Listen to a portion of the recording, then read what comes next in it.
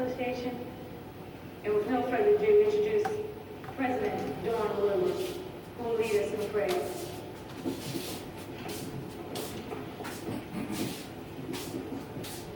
May we bow our heads.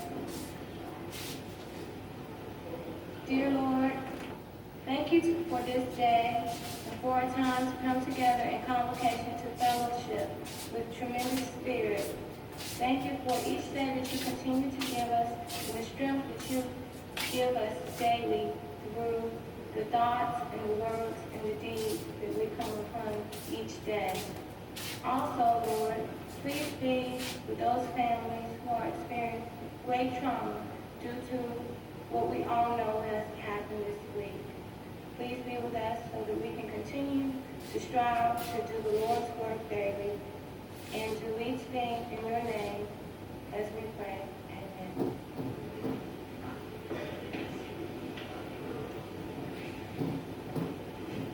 Good morning. Kwame Ture, formerly Stokely Carmichael, was born in Port of Spain, Trinidad.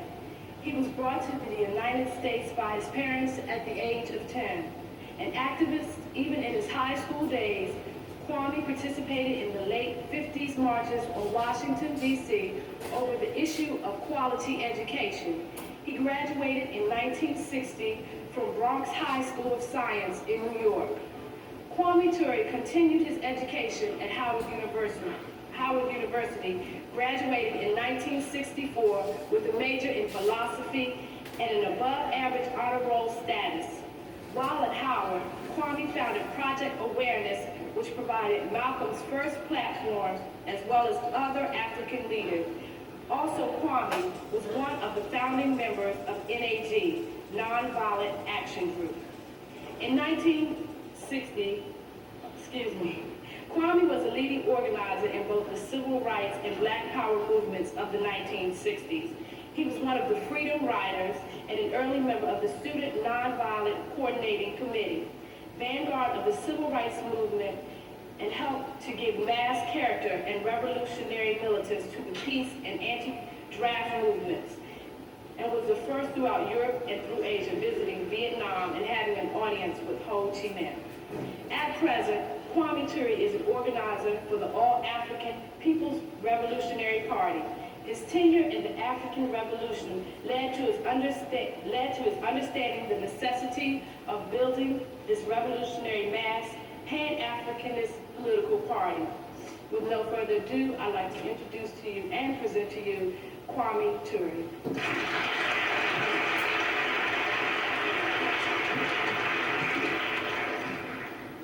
Good morning. We thank you. We come this morning to add our voice to the King hysteria. But now we want to tell you that we're not crazy about Martin Luther King on January 20th. We've been crazy about Martin Luther King since we first heard his name. Of course, that means, if you understand what I'm saying, that you too must have been crazy about Martin Luther King when you first heard his name, even if you're 19 years old. And not only that, it means that the more you grow older, the more you hear King's name, the more crazy you become about him. Not only because you become to understand more what he was doing, but because you come to see, like all great men, that the longer they are dead, the greater they become. Consequently, when we go crazy about Dr. Martin Luther King, we don't go crazy about him on one day. We are crazy about him every day. Of course, the only way to truly honor Martin Luther King is to ask yourself, if Martin Luther King were alive today, what would he be doing? Once you've asked yourself this question, if you're serious, I mean serious, you know. I mean how serious this King is, you know, about his people. And if you're serious, all you'd be doing is doing what King was doing. It's as simple as that. Now, of course, it's not at all difficult to understand what King would be doing if King were alive today. That's very easy. Anyone taking a quick look at Dr. King's life would know that anywhere Dr. King was, anywhere there was injustice in any part of the world, Dr. King, if he could do nothing else, would raise his voice against this injustice. Consequently, if you really and truly want to honor Dr. King, and if you can't do nothing else, at least you must speak out against injustice. If you're not doing this, then you have no understanding about King. The capitalist system is a vicious system. This system will make everything a fad. As a matter of fact, they have George Washington birthday sales. If we're not careful, they will have Martin Luther King birthday sales. When we come to honor Dr. King, we must come to honor him seriously. The greatness of Dr. King was not his thought. The greatness of Dr. King was his action combined with his thought. Martin Luther King was a man of action. Martin Luther King was a man of thoughts, and his thoughts were results of his actions. Martin Luther King will always be a great man, simply because Martin Luther King came to fulfill the aspirations of all men and all women. They must be free. And until they are free, there is nothing they will not do to stop them from arriving at their freedom. They will take nonviolence and make it a weapon to be free. We say if we truly want to honor Dr. Martin Luther King, we must ask ourselves, if King were alive today, what would he be doing? We say that wherever King is, wherever there's injustice, he would speak out about it. You must be careful. We say the American capitalist system, this vicious system, has a knack of making everything a fad. It makes a jerry curl a fad. It makes the slit in a skirt a fad. As a matter of fact, if you're not careful, it will make the natural a fad. This system has to be struggled against on every level. And it must be struggled against every day, just like King struggled against it every day and got stronger in struggle. If we want to learn anything about Martin Luther King, we must learn this.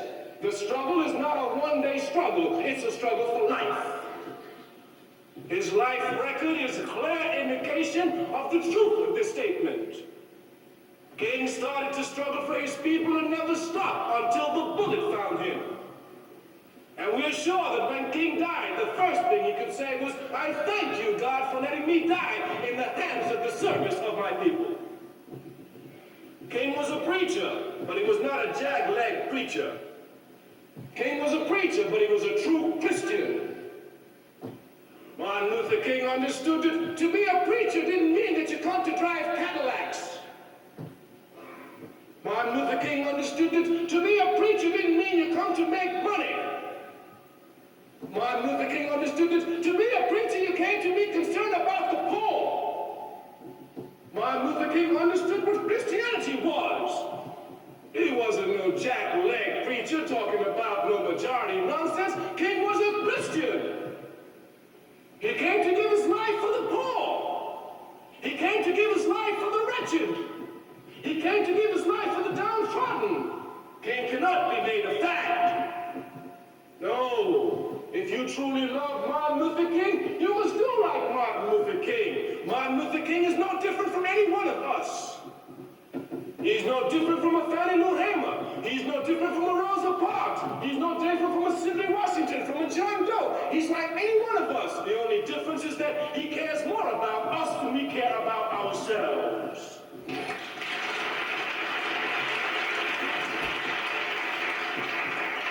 Of course, we can be limited in every area, but one area no human being can be limited in is in their capacity to love the masses of the people. Here, everyone is equal. Martin Luther King, we said, must be properly understood because he demonstrates equality in every level. No one cannot be like Martin Luther King. Even if you never do anything in life, you can love the people and serve humanity. Martin Luther King must come to be an inspiration to us. We must come to understand it properly. We cannot speak of Martin Luther King unless we speak of the struggles of the people. Consequently, to try to isolate King from struggle is to make nonsense and mockery of his life. The only reason we come to bow down before King because he was a struggler. King's greatness must not be confused by this vicious capitalist system which tries to make it appear as if King's greatest contribution to us was giving us nonviolence. This is an insult to Martin Luther King. After all, as far as nonviolence is concerned, King himself said he took this from Mahatma Gandhi. Are you trying to tell us that the greatest thing that King can give to us is the imitation of a tactic? No. King's greatness to us was he taught us how to confront the enemy without fear. Yes.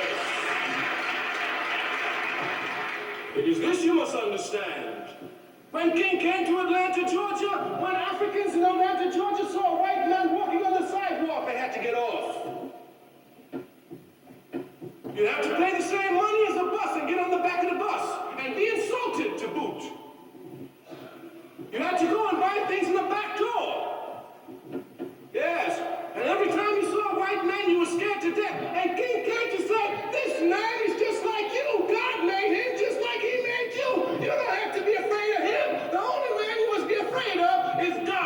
Dig it. And he ain't God. And he's a long way from it. Long way from it. Matter of fact, he's closer to Satan. Yes, man. Yeah, long way from it. This is King's contribution, his greatest contribution. Because once you do not fear, you can think clearly. Anytime a man or woman is afraid, they can never think clearly. Just biologically speaking, your adrenaline gland will begin to pump. It will pump you, you can't even think. Matter of fact, you might even just die out of fright. Yeah. But once you're not afraid of anything, you can look it squarely in the eye. And you can think clearly. What is my move against this objective which is stopping me from fulfilling my life's task, being free? Dr. King came to teach us not to have fear of anything. And he came to show us how not to have fear of anything by being willing to sacrifice your life for that which you are involved in and that which you believe in without even trying to take the life of the opponent. Yes. Dr. King could take a 16-year-old girl and send her out to meet the fire hose. Dr. King could take a 15-year-old boy and send him out to meet cattle prods. Dr. King could take a 62-year-old grandmother and make her go out and face bullets. And singing, we shall overcome, and knowing that they will overcome. And Dr. King demonstrated that even though you kill me, my people will overcome.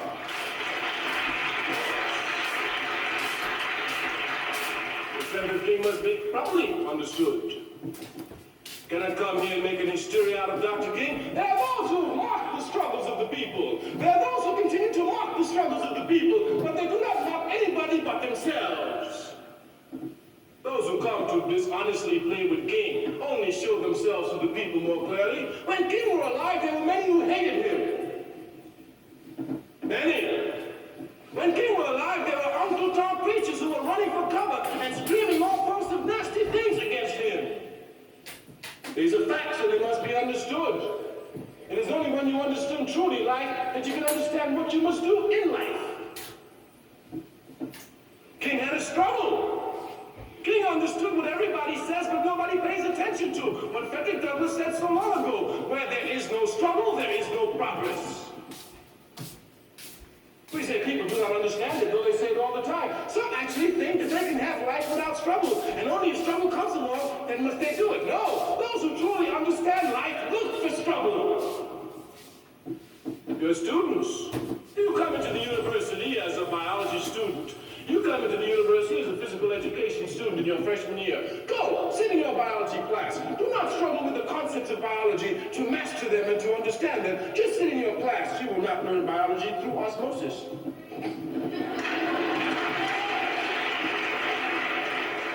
The only way you will learn anything is through struggle.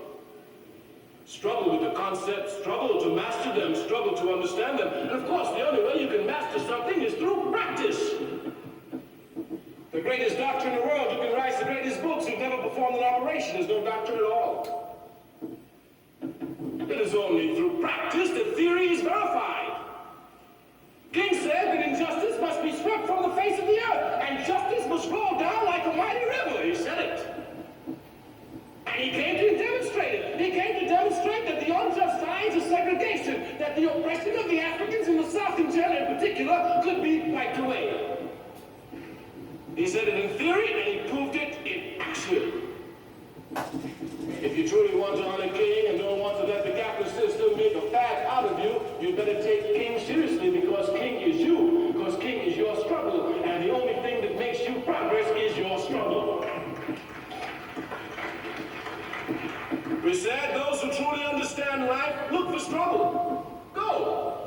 Show me your student who is most active in academic affairs, and I will show you one who's struggling all the time with academic ideas. Show me your student who's your best football player, and I will show you your student who's struggling all the time with football, trying to master it. We say the only way you make advancement is through struggle.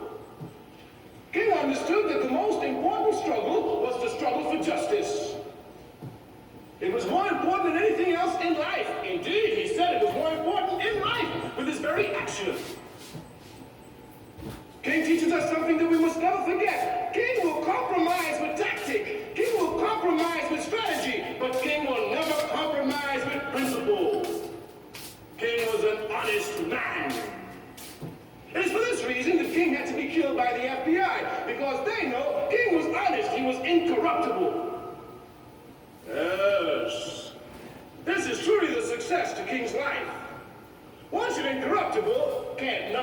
you and you master life.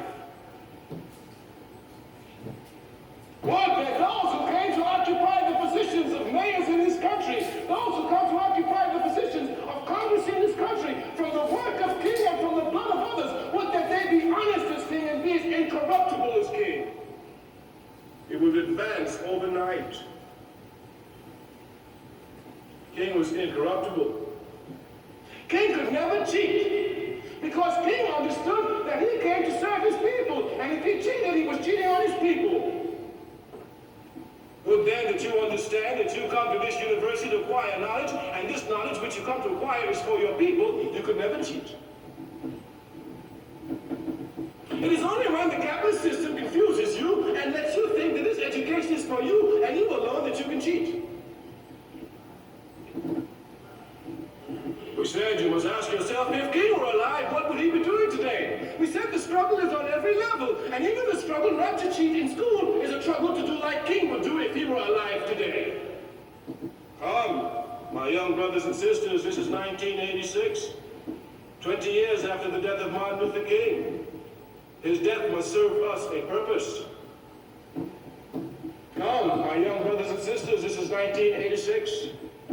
Look at the contradictions that exist for us as a people and understand what our tasks are before us, and come to truly honor King. Talk no nonsense, this ain't no commercial.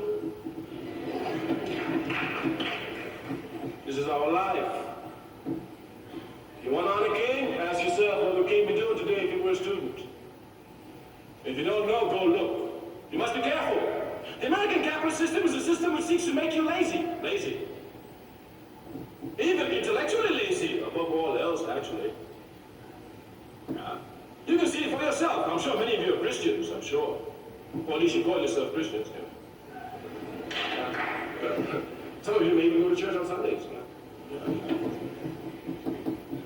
So you may. I'm sure all of you can read and write. But I'm willing to bet you that only 3% of you, if that many, has ever read your Bible from cover to cover. Oh, it makes you lazy. Really lazy. But you know Jesus Christ, of course. Well, anyway, Jesus Christ is your Lord and Master. King is just a humble mortal like you and I. So I hope at least you know King a little bit more mundanely than you know Jesus. That is to say, I hope at least you study King, even if you don't study Jesus. I mean, you don't have to study Jesus, you can feel him. I understand that. But you can't feel King, you got to study him.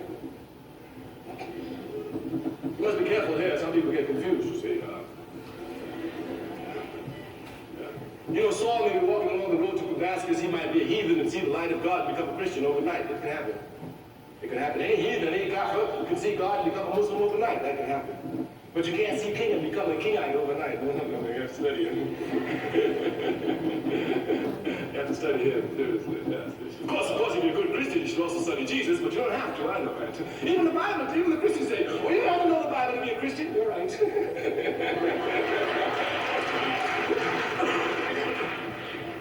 You're right. But of course, if you're a Christian and you're not reading right and you haven't read the Bible, you're a stupid Christian. Yes, King says tell the truth all the time. Who can tell me that you say you're a Christian, say you love God, say it's the most important thing in your life, you can read and write, you never read the Bible cover to cover? Come on, you jacking. Be serious, yeah. It's amazing. Do you know the first country mentioned in the Bible is Ethiopia? Genesis 2, verse 13. Makes you lazy. You must come to see King and understand King. King was rigorous in every aspect of life, and he was rigorous especially in the realm of ideas. King said it all the time. There is nothing more precious than an idea whose time has come. King understood it all the time. He said you can kill dreamers, but you cannot kill the dream. You can kill a man, but you can never kill the idea. Consequently, King here was rigorous. But we want to tell you, ideas only come from work, only come from study.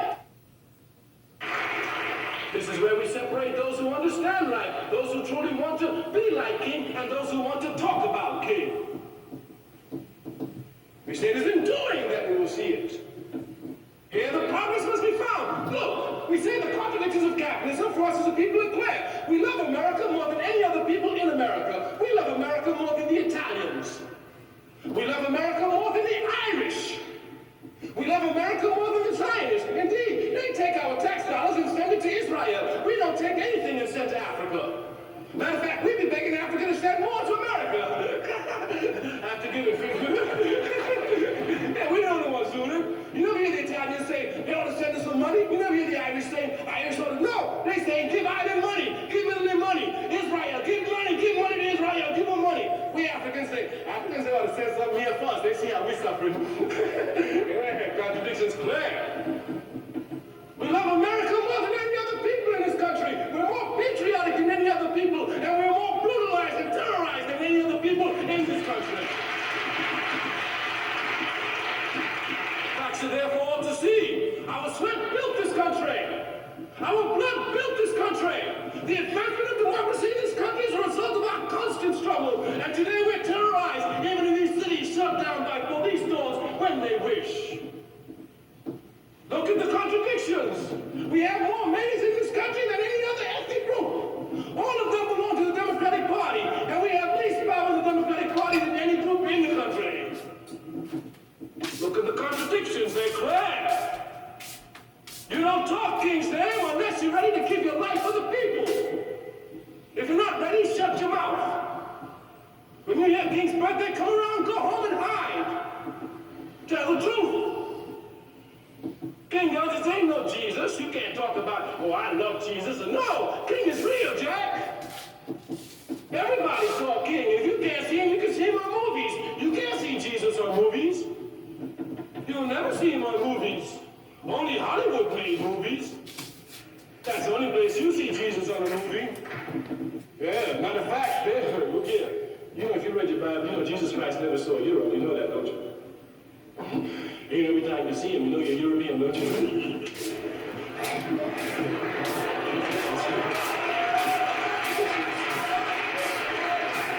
Contradictions, and I said, you know, if you read your Bible, you know, I'll tell you the truth. You read.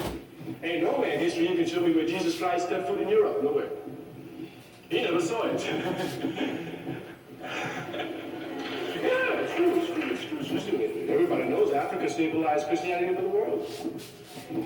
The first church in the world came out of Africa. The first monastery in the world came out of Africa. The very intellectual development of the church came out of Africa, Alexandria. They said the system makes you intellectually lazy. If you want to be like King, even if you can't go out in the street and take a bullet, do like King said. He said if you can't do nothing but sweep the street, sweep the street. If you can't do nothing but be a student, be a student. But be a student for your people. King's life was for his people. King's life was for the people of the oppressed. Everywhere he spoke out against them, everywhere there was a fight, King was to be found. King said, injustice anywhere is a threat to justice everywhere. King was a man who loved the truth. He came to say about the American capitalist system that the greatest purveyor of violence in the world today is the United States government. He was right then, and he's right now. He was no king. King's greatest speech was never, I had a dream. No, anyone who knows King can never say that. It's only those who try to play with King to make you think that I have a dream was his greatest speech. It was not. But some of you have never even read I Had a Speech. I had a dream. Well, it's probably the same thing for you. You want to be honest? All right, be honest. How many of you have read at least 2 books by Dr. King? Raise your hands. Honest. Honest. You see what I'm talking about? I know you. I organize you. And if you don't know you, I know you. And I'm King. I'll be honest with you. How can you know King if you've never read one book by King? You know King from television. Just like you know Jesus from television. For you, you probably got a white picture in your house, too. Might even be carried on your keychain. You come to talk the truth? Here's a man who died for us. Here's a man who you went crazy about 4 days ago, and you even take time out to read one book by the man. You hear what everybody's saying about the man to you. And you're students at a library. What about the masses of our people? If you love King, you gotta wake up. If not, sit down and shut up. This is the difference between King and the others. King stood up by his actions for the people at every level, on every level, all the time, getting stronger every day.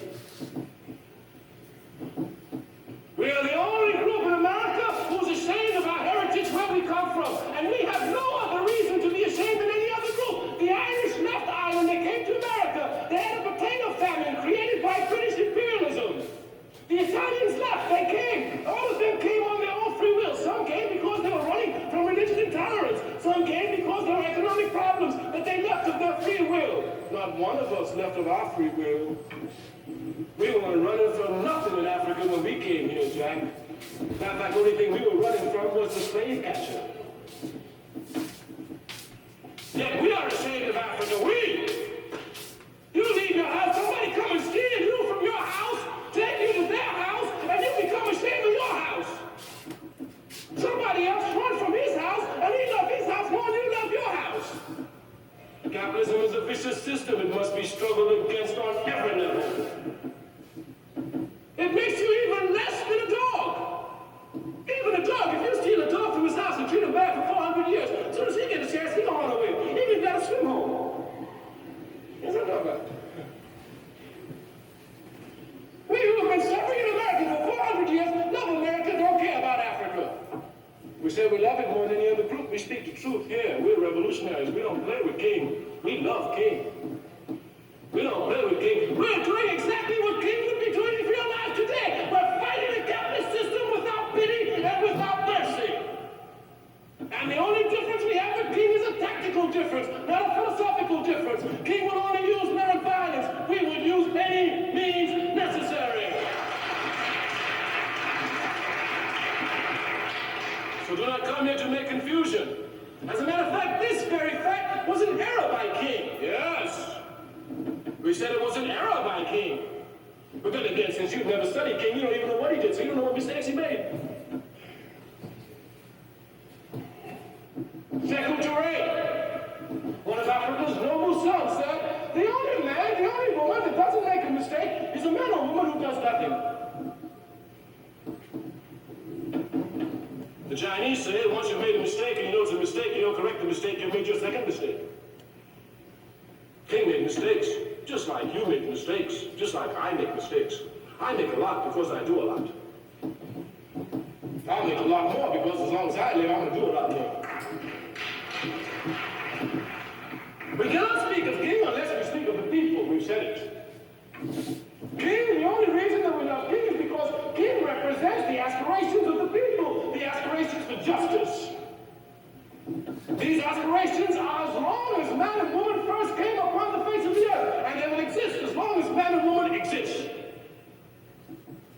He came to represent these aspirations. The same struggle that King was raising is the same struggle that those of you who are Christians, your people waged thousands of years ago, well, hundreds of years ago, in the catacombs of Rome. That is to establish Christianity in Europe because it was already established in Africa. But it was from Africa that it came to Europe, 400 years after the death of Jesus Christ, incidentally.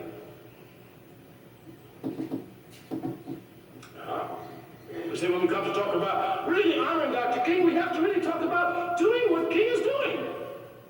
Working for the people at every level. If you're a student, studying for the people, seeing the people's history.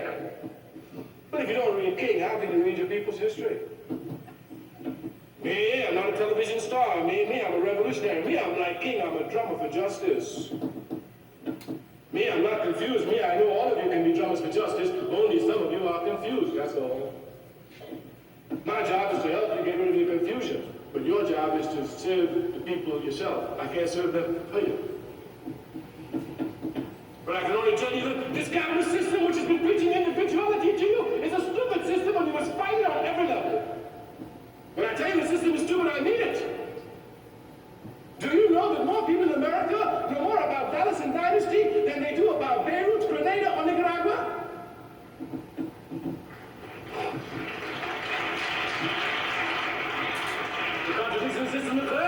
America has the technology to make the people the most educated people in the world. But the American people are the most politically backward people on the face of the earth, and they think they're most educated people in the world. Look at that.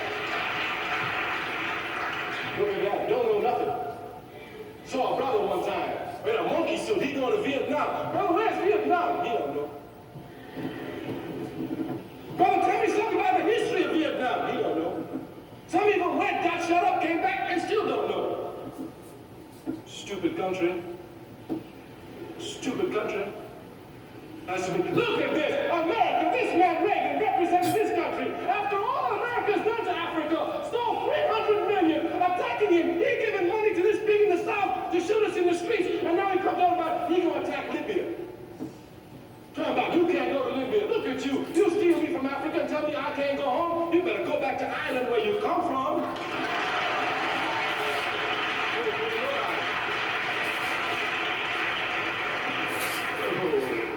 This country don't belong to nobody but the Indians. Everybody here is immigrant, and we ain't immigrants, we ain't exile. Because we've been kidnapped. That's your history, you don't even know it. Matter of fact, some of you just begin your history with kidnapping. Some of you don't know nothing about Africa. Don't even care to know. Not only America make you stupid, make you arrogant in your stupidity. See your brother and sister, he don't know nothing about Africa. Hey, brother, I don't know about Africa. Don't know real good. Stupidity. And arrogant even, too. I saw a book, come talk about, go read some book on Africa. What else goes read? Taking intelligence. Could you imagine anybody saying they don't want to learn something about anything? And arrogant about it. Stupid. No, if you're not careful, it'll get you. You'll be stupid too, thinking you're smart. Matter of fact, you might even jump up on January 20th and think you did your little bit for King. But of course, you know that if you just go off for a parade on January 20th for King and you sit down and you're stupid. Truth must be told, that's what King said. Said it all the time. We understood it. He said you can only be free when you live the truth. Africa is our home. But we don't like Africa. You know why? Because we're ignorant of Africa. Because any man, any woman who knows anything about Africa has got to be proud of Africa. Africa's contributions to the world are outstanding. Judaism was given to the world by Africa. Judaism began in Africa. Moses was an African. Even Sigmund Freud says this in his book, Moses and Monotheism. Do you imagine when some Jew comes to tell me that I insulted? How can I insult the religion? I'm a conscious African. I know my people make this contribution to the world. I can never be against Judaism. On the contrary, I must support it and fight for its integrity. That's why I'm against Zionism, because that's an unjust system. Talk about the seeing, they're so confused. King made errors. We want to point out just 2 errors that King made. Let it be clear. Our purpose here is to show you that the movement of King is a scientific movement, not an emotional movement. You may love Jesus Christ emotionally, that's your business. You may not come to reason or to understand Christianity and the history of Christianity, that's your business. But anytime you say you love King, you can't love King emotionally without knowing anything about King, about the struggles of the people, and about what made King great. Jesus Christ was great because he was the Son of God. End of discussion. Martin Luther King was the son of you. That's a big difference. So when you study King, you'll see his errors. One of King's errors was this error around nonviolence. King came to take nonviolence, which is a tactic, and make it a principle. We said King was an honest man. And his honesty came to compound the error. By saying that nonviolence was a principle, King understood that a man and woman who has a principle can never compromise that principle. Anytime a man or a woman compromises the principle, they abandon it. If you have a principle when you enter the school that you're not going to cheat, the minute you compromise it, finish. Either you believe in God or you don't believe in God. End of discussion. The minute you compromise, you end up in one camp or the other. If you're in church and you begin to question whether God exists or not, you're in this camp. If you're in this camp where you don't think God exists and you begin to question whether God exists or not, you're in this camp. So it's clear. Either you love the people or you are against the people. Simple like that. And the way you love the people is not by talk but by action. We said King knew that he couldn't violate this principle. So King took nonviolence as a principle. He said you have to use nonviolence at all times under all conditions. Because if you compromise it, you have to give it up. King was honest. Of course, the confusion was even more impounded because King was a Christian. And unfortunately, he studied under the hands of those who gave a European emphasis to Christianity. which came to emphasize the weakness of the oppressed. You can understand it. If Christianity can run hand in hand in slavery, what Christianity must become. Paragon said it just the other day. He said, how can God, who makes all men equal, have Christianity run hand in hand with slavery? Something must be wrong somewhere. It's just Christianity deformed by Satan, that's all. And some of us are still under this deformed form of Christianity. You have to struggle everywhere. The people are even inside your church trying to confuse you. I mean, seriously, matter of fact, half the time, it's the devil who's talking to the preacher. I can see him on television all the time. I said, there's Satan. There. He got a Bible in his hand. Talking about send me some money. Jesus didn't ask for nothing. Matter of fact, he said, give up everything you got. That's what he said. He wants sandals. They drive Cadillacs. Look out. Yeah, they think everybody's stupid. I hope for them there's a God, because he will pity them. I will not. Honest me, I'm a serious man. King made this out that he came to see nonviolence as the only way, because he was forced always to say the only way we can achieve it is through nonviolence. But King was incorrect. Nonviolence is a tactic, only a tactic. Even if we ask King himself, King, it is 1861. The only way that people can be freed from slavery is through a civil war. Should they be nonviolent and endure the suffering? King would say no. King would say, praise the Lord, and pass the ammunition. Ask King. It is 1941. King, Hitler is destroying the world. He's marching everywhere. Should the Jews be nonviolent to Hitler? King must say no. Nonviolence is a tactic. No. Simply a tactic this era we must correct. As a matter of fact, King was incorrect, because if you tell your enemy, I'm only willing to do this for my freedom, he will keep you in his box. But once the enemy knows that you will burn down the house for freedom, he will take another toll. Come in. History has demonstrated it. History has clearly demonstrated it. When the Haitians rose up, the Africans in Haiti rose up against the French in 1803, the French came to surround them with all sorts of boats and guns. Toussaint Louverture and all the slaves started to light a match and got a flame. And when the French started to come towards the island, the first thing they did was to burn the entire island. Burnt it to the crisp. Then they said to the French, come on, let's tangle. Ain't no sugar cane, ain't nothing on here but me and you, Jack. Let's get it on. The French left the island. Haiti remained its independence, and even today, under neo-colonialism, its struggle against all the powers of slavery in the world showed that Haiti in 1803 was the only republic in the world that did not allow for slavery. Your history is brilliant, you just don't know it. You just don't know it. Your foreign fashion civilization. How do you like King? You gotta work for your people. We spoke then. The other error King made was another tactical error. He came to confuse Judaism with Zionism. So he came to see Israel as being a just nation. Israel is illegal, unjust, immoral, and must be destroyed. The Palestinian people will get their land back. To be a Jew has nothing to do with color. We said Judaism began in Africa, and that's a fact. Every Jew in America should take respect for Africa, but instead of Jews taking respect for Africa, they support Israel when she burns Africa in Tunisia. This vicious system of Zionism, we gave them Judaism and they come to attack us everywhere, and when you open your mouth talk about you anti-Semitic, Arafat is a Semite. I'm not confused, maybe you are. Golda Meir is not a Semite. She was born in the Soviet Union and brought up in America. All those white people in Israel are not Semites. They are Cossacoids. I know biology. This king was confused, yeah, but again, we can understand his confusion, given his Judeo-Christian background and dealing these filthy Zionists who would come and make believe they were his best friend and try to come and confuse him on Israel like they did in the beginning on the war in Vietnam. The king was a man who searched the truth, and once he found it, he spoke it. King was confused at the beginning about the war in Vietnam, he tried to stay away from it. But when King saw the truth, when he saw what the war really meant, when he understood the truth about it, King spoke against the war like no man or woman in America spoke against the American government. Go and listen to his speech. Even if you don't read and you listen to records like there is no other jump, go listen to his speech why I oppose the war in Vietnam.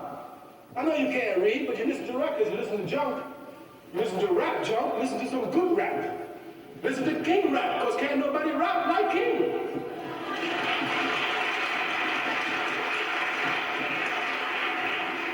I live in Africa. Africa is your home. The Bible says, in our mother's house are many mansions. I go there to prepare a place for you. So when it gets rough here, at least you have some place to swim to. Because it's going to get rough here. I'm getting rougher every minute. But we who understand King are not ashamed and not afraid. King said, the rougher the water, the stronger the swimmer. King showed him. King used to say, where's the roughest place in the South? They said, oh, Dr. King, Birmingham, Alabama. If you go to Birmingham, Alabama, they're going to put dogs on you. They're going to shoot you. They're going to dynamite it. That's where we're going. All in the name of the Lord. And we're going to take the people with us. And we took them with them. The people love King. You know why they love King? Because King loved them. I always can't do nothing for my people. Of course not. You ain't doing nothing for the people. Everything you know to your people. The fact that you sit in a university today is the result of the struggles of the masses of your people. The seat which you occupy doesn't belong to you. It belongs to them. It must be used for them if you know who King is. Martin Luther King must not be made a toy. Martin Luther King must not be made a fad. Must not be made a fad. The people's struggle can never be made a fad. Our people, somebody crazy like me, my country, you say, the only thing in life is really your dignity, that's all. Somebody crazy like me, my country, saying, you better know all you can, because the more you know, the better you can help the people. The better you can help the people, the better you serve life and understand it. King's greatest contribution to us was he taught us not to fear the enemy, and he showed us that the reward was in the doing. He was a Christian. King understood that it was only in doing that you get the reward. It is in studying biology that you get the reward, not in getting the A. You can get an A without studying biology. Of course, you can cheat. We know it all. You can bribe the teacher. We know. I mean, America is the most corrupt country in the world. We understand it. That's why you have to fight it. I organized for the All-African People's Revolutionary Party. Ours is a revolutionary party. We have no pity against American imperialism. We seek to destroy it by any means necessary. We say the only way the Africans in Morehouse, the only way the Africans in Spellman, the only way the Africans all over the world can be free is when Africa is unified and socialist. We're against capitalism, us, just like King was. Read him. We are socialists, we are, just like King was leaning there. Read him. Don't let Hollywood give you King. You make a mistake. You might eat up Tarzan and fight against you. We say only when Africa is free. Our first step is the organization of the masses of our people. We say we're disorganized. How can it be that we have mayors of the greatest cities in this country? The biggest cities, not greatest, biggest cities, and see how careful you have to be? The biggest cities in these countries, yeah. Some people really think America's a great country. That's all the greatest country in the world.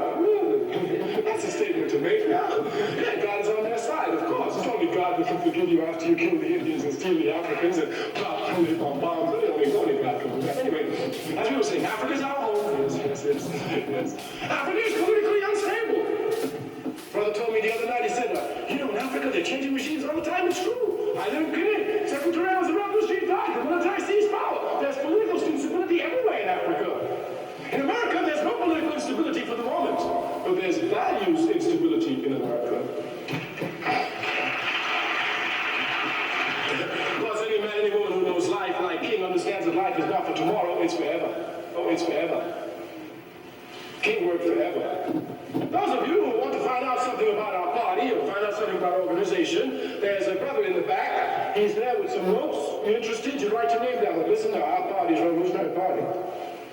When we come to work for the people, we come like King. We come to work for the people. That dominates our life. It becomes more important than our school. It becomes more important than our mother. it becomes more important than our Father, like King, it becomes more important than our very lives. Consequently, we are serious. We're not going to have nothing with the King that thing. Not us. If you're a Christian, you don't have to say you're a Christian. Your acts and your deeds will let others know you must be a Christian.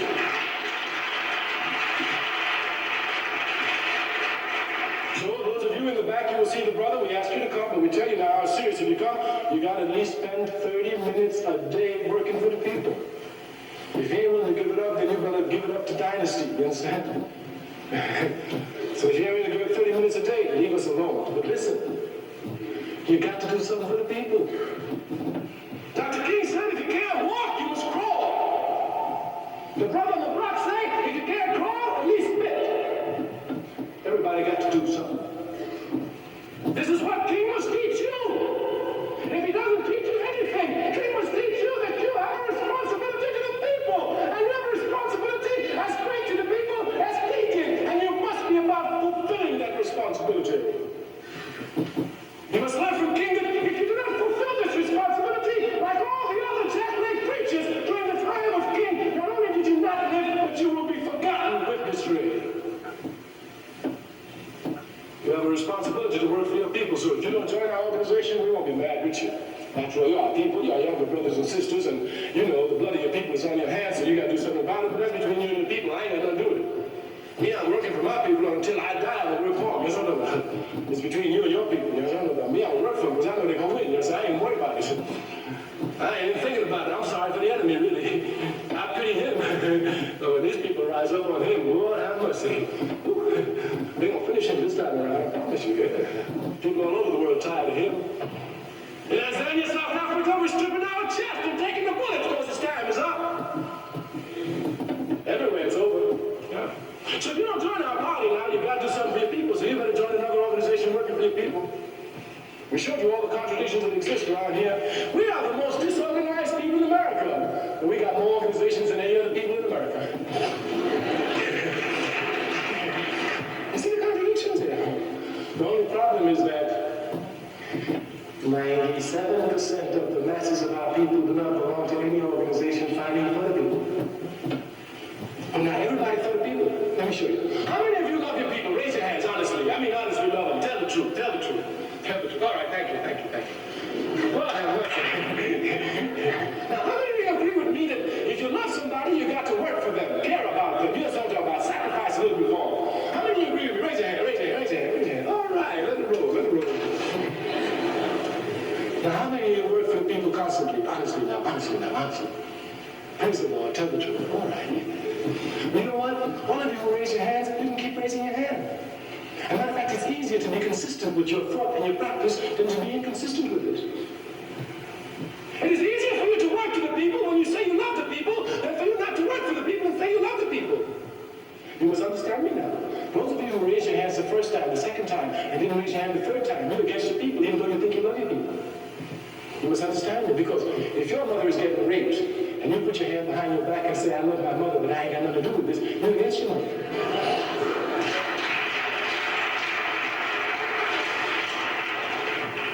If your sister's being made a drug addict, if your brother's being shot down in the street, if your sister's life is being wasted in school, and you ain't doing nothing but say you love them, and you ain't even talk to them about it, then you really don't love them. If a man says he loves his family and doesn't work to protect them, doesn't care about them, then the truth is not in him. If a woman says she loves the people and does not work for them, then she doesn't do it. You want to be like King? You want to truly honor King? You must ask yourself, if King was alive today, what would he be doing? And I can tell you just as night follows day, that if King was alive today, he would be in an organization working for the masses of his people. If you do not join the All-African People's Revolutionary Party, join the NAACP, join the Urban League, join the Black Liberation Army, join something, but work for your people constantly. This is the only way you can love King. If not, shut up. Thank you. Ready for the revolution.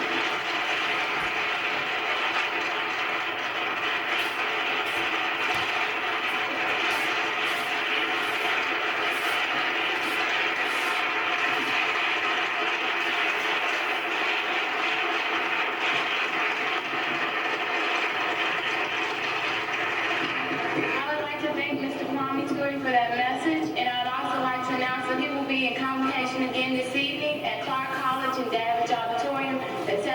p.m. On tomorrow evening, Friday, January 31st,